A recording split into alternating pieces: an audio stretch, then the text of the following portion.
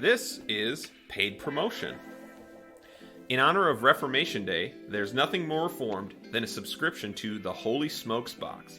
The only box which contains a solid theology book, everyday carry gear, and a nice cigar delivered right to your door. Each subscription includes access to an exclusive online community to discuss things, theology, cigars with like-minded men. I don't know about you, but that sounds like part of the internet I actually want to be in. The November box opens up on Reformation Day, October 31st at 8 a.m. Use promo code RESTLESS to receive an added surprise from us in your first box. There's a limited number of boxes available, so go to www.holysmokesbox.com and use the code RESTLESS. Again, limited supplies, guys, so if you want to get a Restless sticker from us in your first box, go there October 31st and order.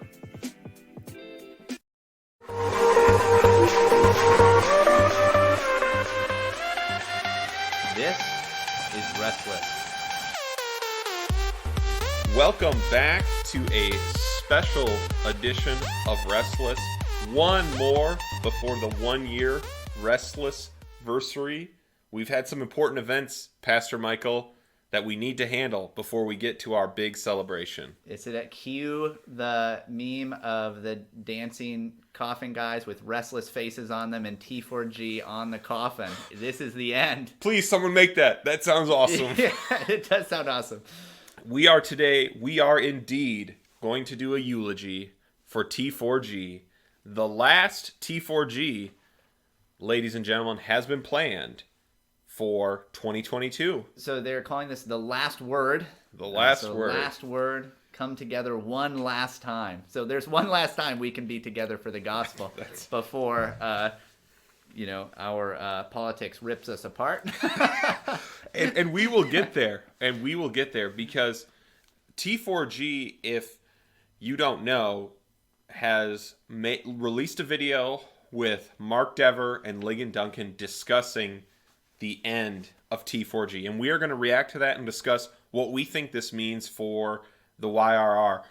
Because T4G has been at the center of the YRR from the beginning of when it started. It started in 2006. And when it started in 2006, it had 3,000 people in attendance, right?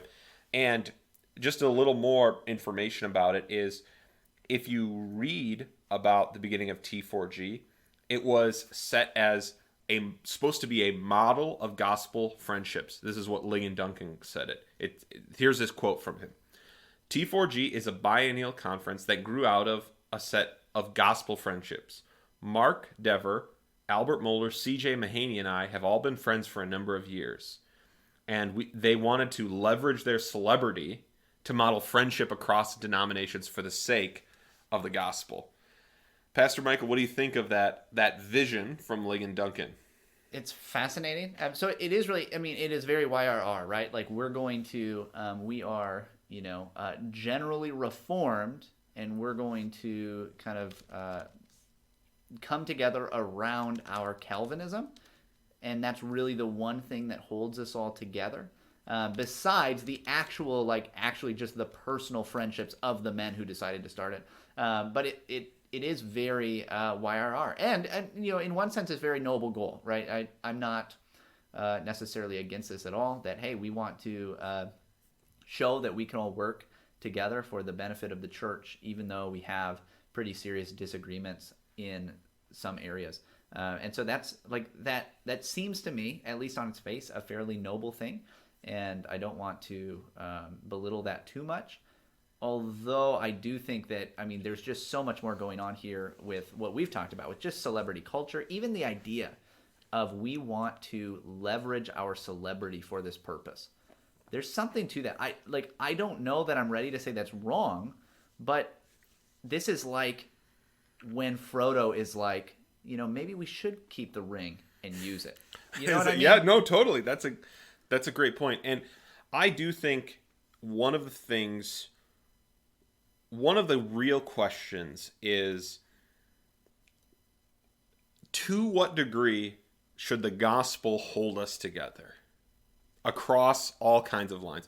because I do think that is a noble goal. Now, this is apart from the celebrity piece, which you're getting at, because I think that is Was the gospel what was holding these people together, or was it the celebrity piece? It was clearly both, and I think the continuing history of T4G somewhat plays that out, because this started with Dever, Mahaney, and Duncan as and Moeller. And pretty soon, well, not soon after, years later, Mahaney is removed. Yep. And the main worship director from Sovereign Grace, I think it's Bob Coughlin, left with him over scandals that they had at one point defended him for. And then eventually... Right there, I remember reading the open letter and turned on him these for. Three guys wrote, defending Mahaney, we know him, we know that he didn't do any of these things, basically. Right. Originally, when T4G started, John MacArthur was one of the most notable members. John MacArthur's last year in 2018, he was gone. Thabiti Anyabwile was known to be a main speaker. He is gone from it. And now, as we're going to see, the main news, I have not yet watched. We're going to watch the trailer for The Last Word. It's just... I also don't know what to feel about the trailers for conferences, but it feels a little bit like you have a heightened view of self-importance, wow, we're really this big deal. This is huge. The Last Word, this is, one last time we're coming together. There's, and maybe there's just a nostalgia element for a lot of people. For thousands of people, yep. for most of the YRR. And then 2018 is where the real splintering happened. That's where John MacArthur's that was his last one, and where he then distanced himself from all of these men, which we still see growing further and further. But this is where David Platt preached his famous sermon about justice rolling down, about what we would probably call woke politics or social justice coming in. This is where Ligon Duncan apologized for lifelong racism. It was that was kind of where T4G really started to come for criticism. And I think before we go to this might be my thought on, is the gospel enough to hold us together? I think the answer indeed is yes. The problem is that once you right, a lot of the criticism will come is that politics is tearing us apart. We can't do it. I actually come to church here every week. We're in the church building where Michael is a pastor and I attend church. I actually don't know the political views, parenting views, education views, medical views, vaccine status of really almost anyone at the church. And do you know what? I have no issue with really anyone here. Because what takes actual center stage here at the church is the gospel, is the praise of Christ, is the exposition of Scripture, is fellowship, is prayer for our struggles and issues. Now we're the church to decide this week instead, we are going to do a lament for systematic injustice, right? I think 2018 being an example in T4G is actually it was the injection of politics into something that may have been laudably, now whether we should say hey, we're all celebrities, let's be the models, that's probably a problem. Yeah. And maybe unsurprising that when the elites want a new pet cause, we all kind of, our friendship modeled how we could all be together for the gospel. Let's now use the same platform to model how we can all be together for let justice roll down. Which I'm all for, by the way. I'm really? Personally a fan. You don't of oppose Amos's message? Prophetic. I am personally all for even the minor prophets of Scripture. Well, I won't. Who am I to say? Who's to say? Amos or not?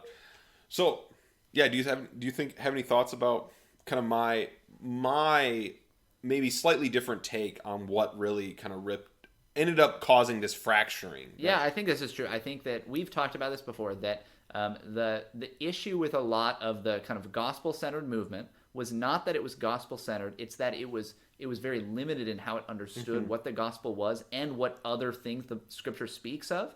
And so they had to limit everything to, well, this is gospel. And when you do that, then all of a sudden you have to start saying, well, I guess when the Bible talks about justice and how I now want to apply that justice, that's also gospel.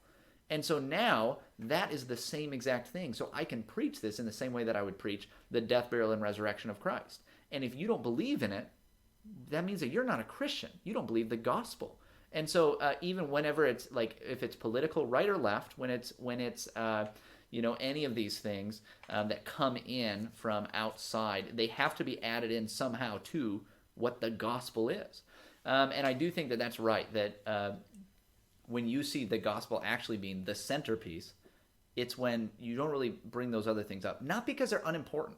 Right. Guarantee that, people would not mind, speaking with you at this church about the different views they have on different things. No doubt. And I can tell you that there is a wide range of views on a lot of different things in the church. But like you said, that's not what we do on a Sunday morning. That's not what we do when we open up the scriptures.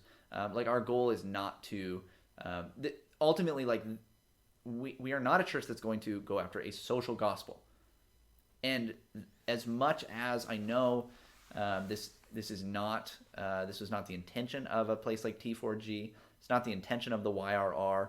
There is a lot of ways in which a social gospel has crept in, where there's this idea again that the way that we continue to expand the kingdom of God is through some kind of social policy. It's how you vote. It's how you think about your role, in the marketplace or whatever. And again, I love talking about these things. You and I have had tons of discussions like this. I've had these discussions with all kinds of people. I have a lot of opinions on these things even, but those things are not the gospel. Right. Yeah, there is a distinction that needs to be made. Yes. And so I think T4G did have an opportunity to say, what does it mean to continue to leverage different relationships across denominations if we said for the explicit purpose of the gospel, understanding those limitations, and then what we've said the criticism of gospel-centered living is, if everything has to be the gospel, a lot of things get lost or brought in inappropriately. But we could have seen what are the limits. But the problem is there's always as you're saying, the expanding scope we want. And listeners, if you would like Michael to react to David Platt's sermon on Amos, just let us know, and we'll find out how much I'm pretty how sure much I've not he loves. seen it. I've maybe read about it. I don't know. By that point, I was out of this scene. Right. Me too. I was out of the scene, and so I just didn't really see a lot of this stuff. Which is why neither of us were mad when it happened. So, but let's go. Let's watch. Let's listen to Dever and Duncan tell us about the end.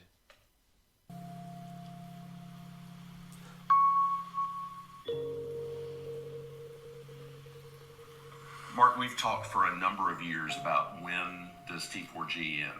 Well, you remember the very first one, we were all surprised how many people came. Right. And there was a lot of excitement to think, oh, we should do this every year, we should start a magazine or build something. And we, as we thought about it, prayed about it, we just like, no, everybody has other stuff they're doing. They have their local church and another ministry. Yeah. Let's just keep this a pastor's conference every other year. And the every other year part was part of that. It's just there are a lot of conferences out there. Yeah. There are a lot of good things going. We want Praise to the be Lord. a friendship that ends up encouraging pastors. Yeah. We want to make it clear that what's happening in local churches is the important thing. That's right. T4G is not the important No. thing. It's only useful insofar it encourages good, faithful gospel ministry in the local church, and it encourages pastors and elders in that. So for the good, right? I think I just wanted to pause and just say, very commendable to want to be encouraging and saying what's done in the local church is what's essential. Yeah, and even the fact that they did intentionally make it hey, we could have expanded this. That was, again, here's the maybe another Ring of Power analogy. They could have turned this into a magazine, into a website, into all this extra stuff. They could have done that, and they chose not to because they didn't want to make it about that. And that is commendable. Debatably, they did that with the Gospel Coalition, since this is the same people. But I do agree that was commendable, and that they wanted to encourage pastors. Again, I'm still not getting our friendship was supposed to be an encouragement to pastors. And again, this is the perfect Ring of Power analogy, because the question is asking, can we, through celebrity and conferences and big events, make it about the local church? That is incredibly hard to do. Yeah, I am at the point, I'm probably just cynical because of what we have been through over the last couple decades, like growing up in evangelicalism and, going through the YRR. I am maybe just very skeptical, but I definitely feel like it is not a possible thing. The medium is the message, right? Like you cannot, through the medium of celebrity conference speaking, make it about something that is so antithetical to those things. Hit well. That work, and so we always knew there would be a time that we'd say this is the last time. Well, and a few days ago, our brother Al Mohler contacted us and said, "Brothers, I love you guys very much, but I've just got to do other things now." In the World, he's doing the World Magazine opinion page. He's Some got things are going on in the Southern Baptist Convention. Yeah. And at that point, we started looking I think you and I both felt like, I kind of feel, let's do this one. Al had even the year before, there had been some discussion. Is it time for us to bring it in? And I think we certainly talked about it in February. We did, yeah. And so we always built the thing so that we could stop it. Right. It's funny, with the conference, people don't realize this. There's so much that goes into it that it's really hard. You have to pre-commit to rent places and other kind of commitments you make, and you can't break them. So it's funny, once you get into conferences, you kind of got to keep them going. So we've worked very hard by the way we've done things. That's right, that we're going to be able to actually stop it. And so anyway, I'm pretty pumped about this being the last one. Me too. And maybe this being the best one. Certainly it's going to be, it's one I'm excited about. Wow. Can I just say before we discuss this, I think there is some things to discuss here. It is very striking that one of the largest evangelical conferences is essentially going to end without a real explanation of what happened all the way. Yeah, you mean explanation as for why exactly it's ending? Yeah. I mean, I'm not saying they're hiding something here. I'm just saying conspiracy theories. Here we go. Send us your best conspiracy T4G. theory for why T4G is leaving. I will say also, we would like to interview someone who helps plan major conferences like this. Yes, please. We really think that would be helpful. I'm going to break this out into a clip so it can be shared. We want to talk to someone who has helped plan evangelical conferences because we want to learn how the sausage is made of the amount of money. Because I do think, Red, I can't imagine the amount of money and time and salaries and where these books come from and how speakers are compensated. I think it would be very interesting to interview someone about that. Absolutely, yeah. So if you or somebody you know or somebody you're related to or anybody is into that kind of stuff or has been in the past, they've been involved in these things, we want to talk to somebody and learn a bit more about that. So I'll say that I heard kind of two impetuses for why this is ending. I'll say one that maybe our listeners didn't hear, because when you listen, it's really quick. And Dever's actually talking over Duncan. He's like, we were coming at it and we started looking around, and he doesn't finish the thought because Dever is already moving on. I will say, man, it is striking to see these two men here having the time I was actually watching them pretty closely was in 2010. They do look older. These are older men now. They are. And we've already talked about the splintering of T4G, but with them, even with these two men, with John Piper, all the kinds of men they were inviting are all older men. There is the bullpen of YRR speakers is not only fractured, but it's about to retire.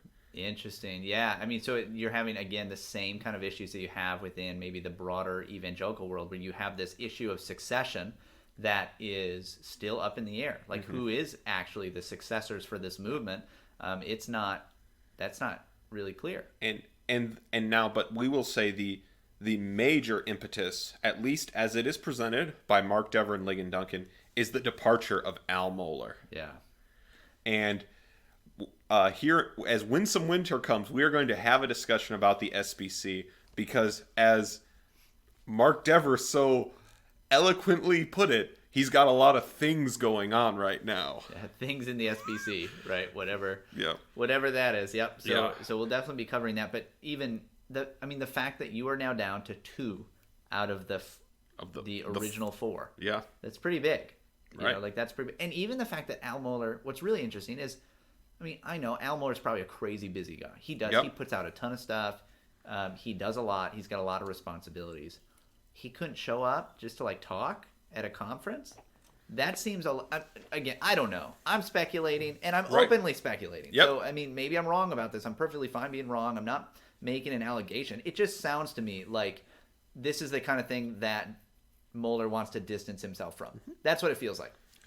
Let's just say that it is probably unsurprising that a guy in the positions he is in the Southern Baptist Convention is now interested in distancing himself from I think, and again, I mean, we don't talk a lot about it on our show, but I think the social justice fad that has been through evangelicalism is likely peaked already, and he's now distancing himself. So I think we should ask ourselves, what does this mean for the YRR? I think we were both really struck by Colin Hansen's description of what he called T4G. Yeah, so he said this is Colin Hansen wrote an article on TGC, T4G. Yep. Man, okay. So on the Gospel Coalition website, Colin Hansen wrote an article about the fact that this is going to be the last T4G, and he's talking about his experience. He says we converged on Louisville, talking about the first time that they had this conference, to hear from them, but they wanted us to meet each other. He says, from my seat near the front stage, I saw the visible manifestation of the young, restless, reformed. So this is how he understood T4G. Like this is the YRR. If the YRR was like a denomination or a church, it's this group. And now it's ending. The visible YRR versus the invisible YRR. So can we just say that the timing of a post-mortem? Rise and fall post-mortem on the YRR is just incredibly timed. Restless posting their W's online, I think. And I think I actually saw this article when it was posted by friend of the show, Dr. Brad Vermerlin, who we need to have back sometime to discuss some things. He said, I felt this coming months off. I don't want to read too much into this ending, but it does seem indicative of the broader fracturing in the conservative and especially Calvinistic evangelical coalition, which he's right about. That is what I think we see, especially as I went through and I went to the T4G tweet, didn't watch the video, but I looked at all the quote tweets, how people were reacting. And I would say it was a mix of nostalgia and spiteful ball spiking. And I don't know that I share either reaction to this, but what I mean about the nostalgia is I actually think, let's say one of the good things that came out of T4G is you probably, if you're listening to this, you probably have listened to their live worship albums where they're singing hymns and things, right? This group, if you've ever heard a group of men singing a hymn in the last 10 years, it was probably recorded at this conference. I think that will be a generally good thing that people will enjoy for a long time. Yeah. I mean, I as I mentioned earlier, I do think that there is a laudable kind of unity. Like, can we actually get together for the purposes of the gospel? Now, what that means, I don't know, right? I do think that maybe that ambiguity was the problem, but the spiteful reaction, and so again, people loved the conference, loved the large amounts of free books they came away with.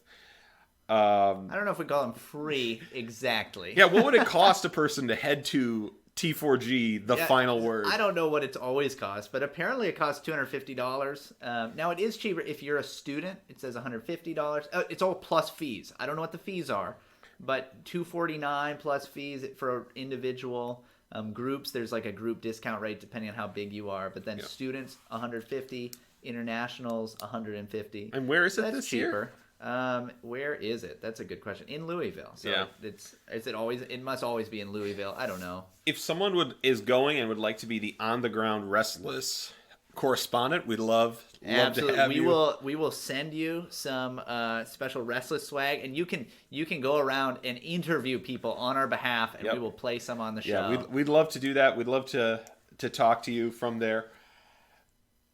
So yeah, what do you think, if anything, this means for the YRR? This is that T4G as of 2022 is done. So it is. I think that Colin Hansen is partially right in the fact that, like, him seeing this as a visible manifestation of the YRR. This is the YRR come together in a certain way. It's the values of the YRR. Now, what we've kind of talked about this before. It's just interesting that Colin Hansen, who's running for TGC, which we would say is like front and center in this movement, clearly is trying to like make T4G like they were the YRR guys. And we're a little bit different. Like, we're more broad. We're something other than that. And so he seems to be trying to not distance himself in a way like saying we don't like that stuff, because he clearly is still, involved in it and everything. His article was a glowing review of what T4G was. That's right. But he clearly is trying to set up the Gospel Coalition as something different now. So it is something different. So whereas the Together for the Gospel crowd is dying out, the Gospel Coalition crowd is still around. They're still thriving. They're still doing their thing, but it's different than maybe what we would say it once was. And I do think this is an important point, that of TGC saying that they are not the visible manifestation of the YRR.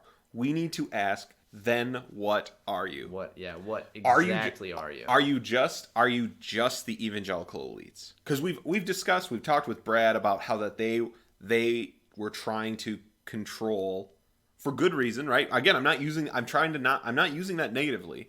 They were trying to take the positions in evangelicalism. Yeah, they were trying to take the middle, hold the middle, and really change where exactly evangelicalism was going. Explicitly so. Right. And so if you were part of the YRR, and it might explain why you don't feel the same fealty to TGC that you once did. The things that were so helpful about the YRR may not be what's centered in TGC anymore, and maybe why you feel frustrated with it sometimes. Yeah, no, absolutely. But so all that is to be said, that like because this conference, which was so central, is seemingly falling apart. Right. I mean, and maybe it's just like they said, they didn't intend for this to always go on. Yep. And that's, again, a laudable thing. Yep. They did intend to end it at some point.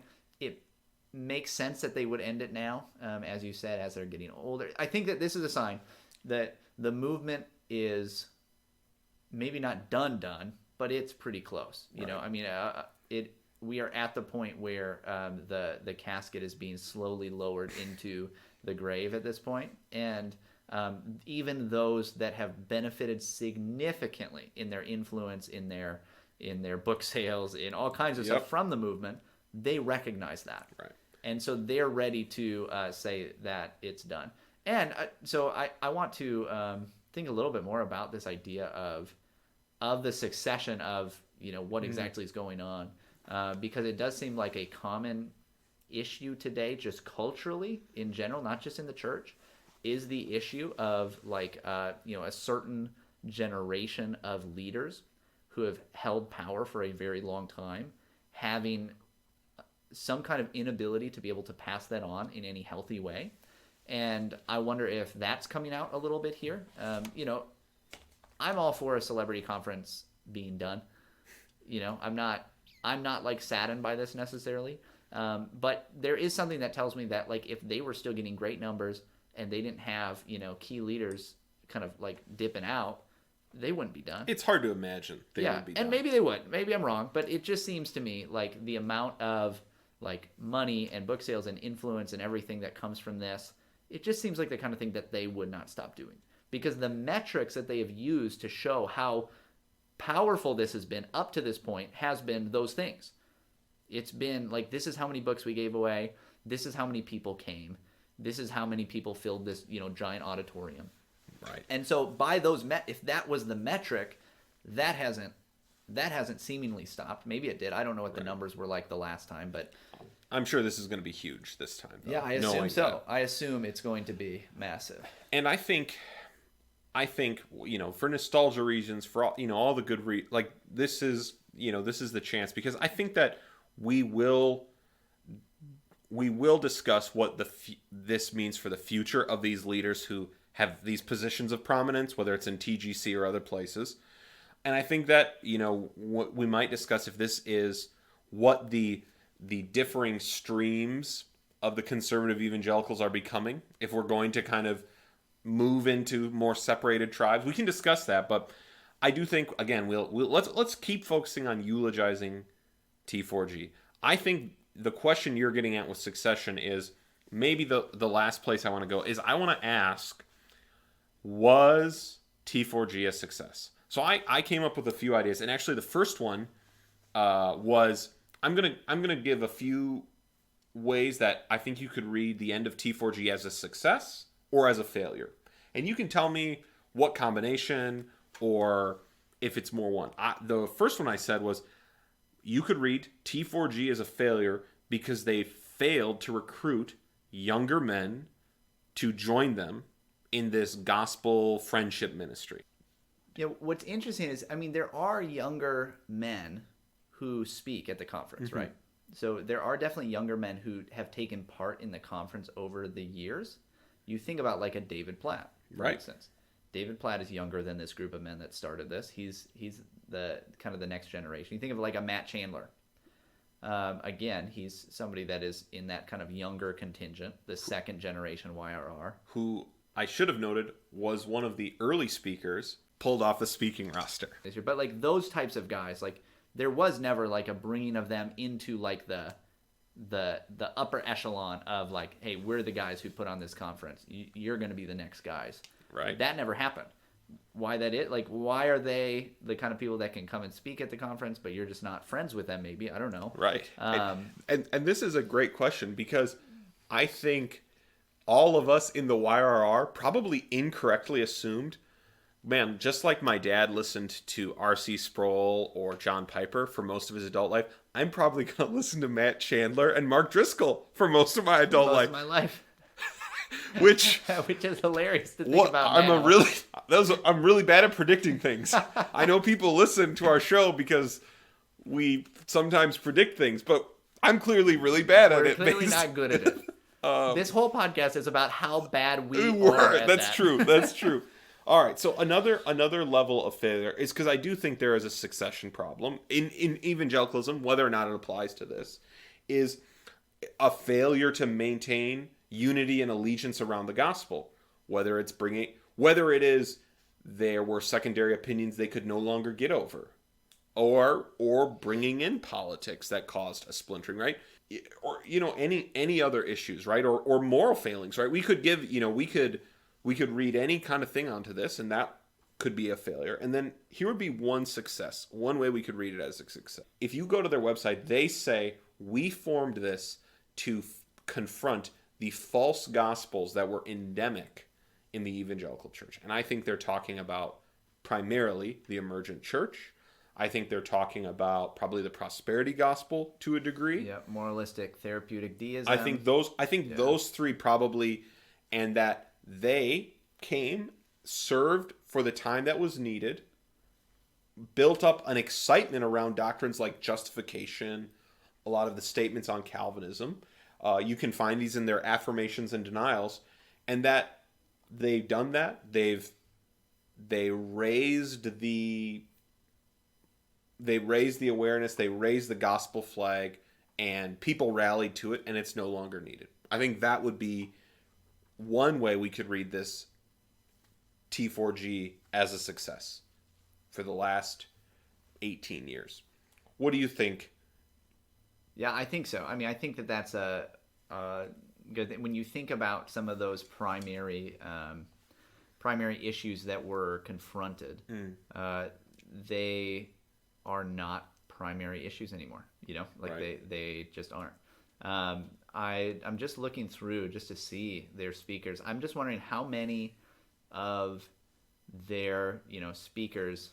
I'm thinking in terms of this, kind of contrast between T4G and TGC, and thinking, okay, how many people over the years has the Gospel Coalition platformed that became very problematic? A James McDonald, a Mark Driscoll, versus Together for the Gospel.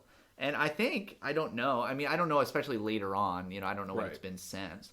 But I want to say that probably there's been a little bit less of that with Together for the Gospel. I want to say that another way that you could see this as a success is that it did not become a never-ending train of material that just became like, here's another TGC, except it's T4G. Like, here's another one with the magazine, with the website, and with a conference that never ends, and it just keeps growing. They kept it when they decided it's going to be biannual. They kept it to that up to this point. That takes tremendous willpower. I guarantee they could have gotten a lot more people to come if they kept, doing it at other times. Like, they could have expanded their influence, in other words. They could have expanded the book sales. They could have done a lot, and they decided not to do that. And that really is commendable. I think that that's a really good thing. And likely that level of restraint, for whatever reason it existed, is why it hasn't turned into as much of a clown world that a lot of the TGC stuff has. Absolutely. And in that way it's good, right? In this this humble ending. And I think that is, brings us to, the final thing I want us to talk about, which is that we're going to now try and raise $1 million to start our own conference, Restless for the Gospel. Restless for the Gospel. If you want to get in on this, if you are a sponsor and you would like to join us, we want to bring people together. T4G shutting down. There is going to be a void. In 2024, we're ready. We are ready. There's no doubt. Join us in 2024 in Louisville. I think there's probably a center that will be unused. For Restless for the Gospel. We are going to model friendship as gospel ministry. We are friends. Yeah. Why can't we do a conference like these guys? If it's about friendship. And we should be able to bring 3,000 people, no minimum. Join us this weekend for the Restless 1-year celebration on October 31st. This is the last little bit of time you have to get in your voice memos, your messages. We've been getting a ton of these lately. Your questions, your criticisms, anything that you want us to discuss, talk about on the show is 1 year. Anything you want us to recap. We're going to be talking about a bit of the statistics of the show, how it's grown. We're going to talk about maybe a little bit where we're going, where we're planning to head, and everything like that. Some exciting things. October 31st, also the day you can order your Holy Smokes box. As we have a paid advertiser, Pastor Michael and I have said we will never interrupt our show with ad breaks. But we did have a listener finding out we had a paid sponsor. I just want Michael to give us a quick reaction to what it would sound like if we were doing in-show ad breaks. So, are you ready for 2 of these? I'm ready. Okay, so our first one is, it would be us playing a segment of where yay, nay, or nuance is brought to you by a sponsor. So, I'll say, so this would be how I would do the ad copy. I'll say I'm going to have to nuance this TGC article. There's some really good stuff in here, but you need to really work hard to filter out what is the poor theology. We're always needing to filter out the bad stuff here on Restless. And spiritually filtering can be very difficult, but thankfully, when it comes to my eye health, filtering is a little bit easier thanks to our friends at Blue Blocks. Blue Blocks, don't you want us? This is why we're never doing this in-show. Yep, that's why. Let me give you the next one he sent. This one was pretty good too. Many pastors out there these days are in their position like Mark Driscoll was, because they were charismatic in the pulpit, but their character was lacking in many other areas, and they aren't able to make meaningful connections with their congregation. These connections can be difficult to maintain, and even harder if you don't have quality staff. Just like the connections between employers and job seekers. That's why our friends over at ZipRecruiter are working hard every day to make those connections happen. If you have some bad ad reads we'll send them our way. We might read those in the middle of the show. Right. If you know the things that advertise on every podcast, but they all do. Hey, October 31st, get ready. Anniversary. We're excited to celebrate with all of you.